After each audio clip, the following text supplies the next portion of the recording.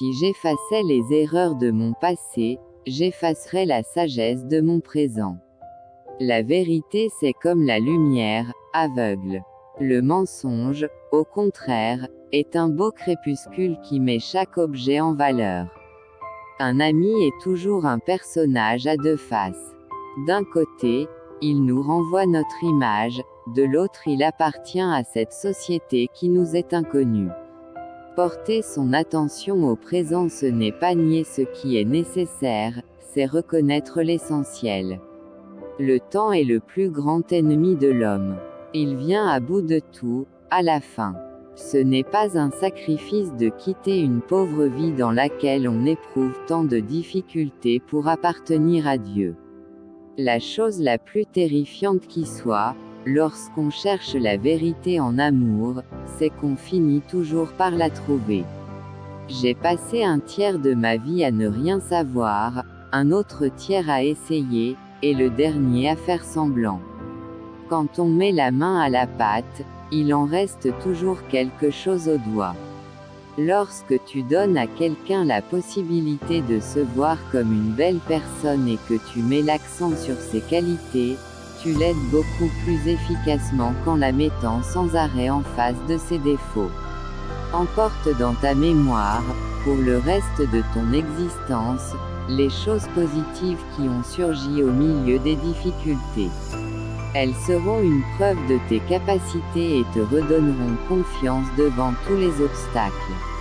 On doit vivre sa vie en regardant devant soi, mais on ne la comprend qu'en regardant en arrière.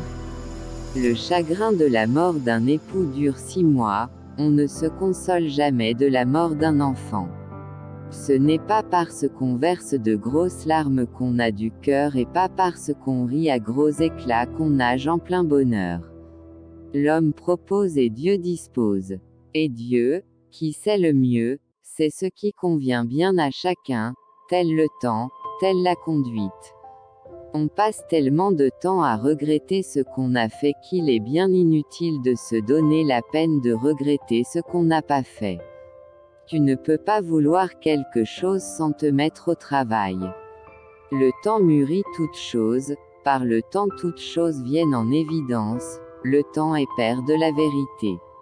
En ce moment, beaucoup de gens ont renoncé à vivre. Ils ne s'ennuient pas, ils ne pleurent pas, ils se contentent d'attendre que le temps passe.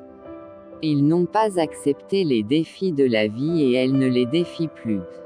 Il faut aussi montrer la partie lumineuse de la vie, pas seulement la descente, la chute.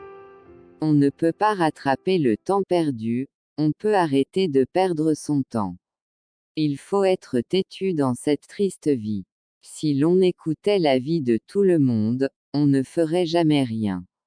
Même pas de sottises. Ce qui m'intéresse vraiment, ce sont les fondamentaux de la religion: le respect, la tolérance, la compassion, l'altruisme et la façon dont on les applique dans la vie. On érige parfois soi-même les barrières qui nous enferment ou les épreuves qui nous épuisent.